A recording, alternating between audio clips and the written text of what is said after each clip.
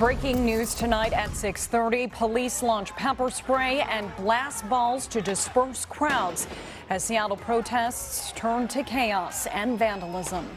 Seattle police tell us that 3 officers have been injured, 1 hospitalized, and at least 16 people have been arrested. Let us begin with KIRO 7's Ryan Sims. He's live on Capitol Hill. And Ryan, we brought it to viewers here live. Protesters moving back up Pine Street in the last few minutes. It's what we've been seeing all day, Lindsay. Demonstrators and protesters, they make some headway and they make some ground against police, and then the police come roaring back, and it's just constantly a give or take. We were telling you just a few minutes ago that Cal Anderson Park had largely cleared out. That's no longer the case. We're Anderson, and you can see that those protesters, I would say easily a few hundred of them, they are marching back towards that area, and in particular towards the area of the East Precinct. And that is one thing that we're probably going to need to keep our eye on, because police definitely do not want anything else to happen to the East Precinct after everything that occurred there in the CHOP. And when we passed by the East Precinct earlier, we saw a tremendous amount of police officers and a tremendous response fortifying that overall facility, so to keep damage there at a minimum. And as you're seeing live on your screen, it appears that the demonstrators, they're at least hoping to go to that area up the street. Beyond kind of the line, I would imagine that it's hard to tell from my vantage point because we're a bit a ways back, but I would imagine that what we're seeing on the screen is another kind of standoff between demonstrators and police. It is happening, I would say, every few minutes now. You know, again, give or take. The protesters, demonstrators, they advance a little bit, police advance a little bit, and then they come to a halt. There's a standoff, they look at each other, and then it's happened like clockwork without warning. There's some kind of escalation, something thrown. We've seen it many, many times today, and then the whole situation flares up, and we hear those flashbangs go off. We hear commotion going off. Take a look, you're seeing some of the shots from earlier today. It got really, really intense, and one of the most intense scenes that we saw happened at this precise intersection just about a half an hour ago. Really, by my estimation, in the course of about 2 minutes, we heard well over a dozen flashbangs go off here. And it was noticeable because it was happening during a time when Cal Anderson had cleared out, and we were starting to even think maybe this is fizzling for today. And then everybody got a jolt from all those flashbangs, one by one, happening just a block away. As I was saying, though, on our air a few minutes ago, in a sign of how this has become more common here in Capitol Hill, I had my eyes on the demonstrators, the ones that were by in Cal Anderson Park when all those flashbangs happened here a few blocks away. There were so many of them, and yet none of them even flinched. That gives you an idea of how common those flashbangs are here this afternoon, and how much the demonstrators have gotten used to that type of pushback from police. And that might not be a good thing for police, because it seems like maybe some of the demonstrators and protesters are becoming desensitized towards those flashbangs, and they don't really care anymore, and they just will keep advancing towards it. Let's take a look another look again up Pine. It does seem like there is some kind of standoff here.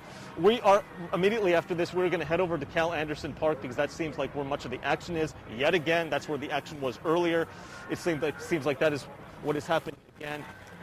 But yet another standoff here in Capitol. Here we are at Broadway and Pine. Really quickly, this is important to know. Let me show you some of the damage or lack thereof. We have the Walgreens off to the side here. It is boarded up. It seems like that did the trick in terms of those safeguards, because I can't really, other than the graffiti on the boards, I can't really discern any damage. Across the street, though, none of the windows on this street corner are smashed. Going over here, it appears like that street corner is boarded up. So what we're seeing is that while a lot of businesses took precautions, because word did get out that this protest was possibly going to be pretty intense today, it seemed like business owners took those precautions seriously, boarded up, and as a result, not really a lot of damage was sustained. And some businesses, like this one over here, have largely escaped any destruction so far. In all honesty, though, we have been out here all day covering this give and take by protesters that we haven't even had a chance to really scope out some of the destruction that has happened. So our hope is that when this does start to die down, we're going to have to and hope to examine the impact that goes beyond what's happening here in the streets and examine the destruction that has, we've reportedly heard, has happened at Whole Foods as well as at Starbucks here in Capitol Hill. But the situation here seems that they are advancing again towards Cal Anderson. There's a standoff right there. We're going to head to Cal Anderson right now after this live shot, and we'll bring you the latest in a few minutes. We'll send it back to you. All right. Thank you, Ryan. We'll check in with you in just a few. Now, this chaos also included what police described as a riot situation at the youth jail site, where about a dozen people set a large fire, spray painted, and smashed car windows. Our Gary Horker walked us through that damage. And Gary, you have found more damage away from that site at a Starbucks. Right, and they might have overshot their mark here. I'm at 12th and Columbia. There's a property management building that's right here. That's what the office is, occupying this.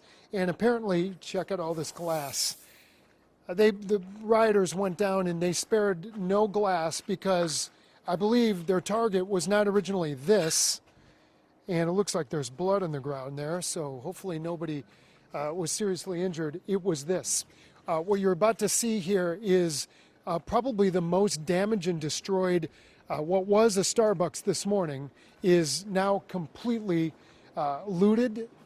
All the glass was shattered out of it.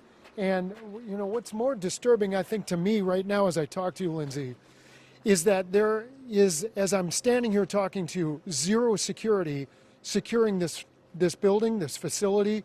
It's wide open. People can go in. Well, clearly it's been destroyed. Some of the coffee machines are still being powered.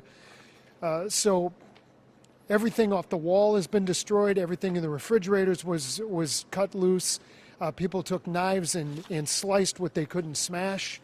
Starbucks clearly a huge target for the rioters tonight. I can only presume that this place was in business when this happened. And I'm going to guess that this happened within the last couple of hours, probably shortly after the juvenile justice facility was targeted by people who smashed the employees' cars, set what we understand to be 5 construction trailers in an adjacent property on fire, burning all of those to the ground. Then they came in here. So we're going to walk over here and show you the rest of the damage. Every window, just, it's all fallen. Everything in there is smashed. There's syrup containers that are out running through the streets here. But again, I don't know, if anybody from Starbucks corporate can see this. Your property here at 12th and Columbia is wide open and completely unsecured. So this is just a taste of what we understand was a trail of destruction and damage all the way from here at Columbia all the way down to Madison. They even took the sign here. This was an adjacent, actually this was part of the Starbucks. Now we're going to go next door to the Subway, which is still open, completely untouched. So you see Target, no Target. Although it wasn't consistent because I saw a minority-owned hair salon that was 3 blocks away that had all their windows smashed out. And there were women having their hair done there. So people stopped and to loot very, very targeted properties. And we're going to be moving down here. What is this, at Taco Del Mar? Untouched. So what we see is that the agenda was clearly to destroy the Starbucks. And not only the Starbucks, but the collateral damage to several properties around it were also completely smashed. But all the businesses around it were completely untouched as that tornado of destruction and about 2,000 people continued eastbound down 12th Avenue to the point where they ultimately met in a very violent confrontation where Ryan Sims is now with police. Where I'm walking right now, the advancement, we're still in Seattle. This is the Seattle U campus. So we've got no damage to Seattle U as far as we can tell, but we're going to keep assessing what's going on up and down 12th Avenue. I can report to you that every single parking meter, every single digital parking meter, probably for about 4 or 5 blocks, was completely smashed and obliterated beyond belief. So all of those will need to be replaced too. But the facilities that we just left are completely wide open and unsecured. So a lot going on here. We're going to keep assessing the damage. For now, we're going to toss it back to you, Lindsay.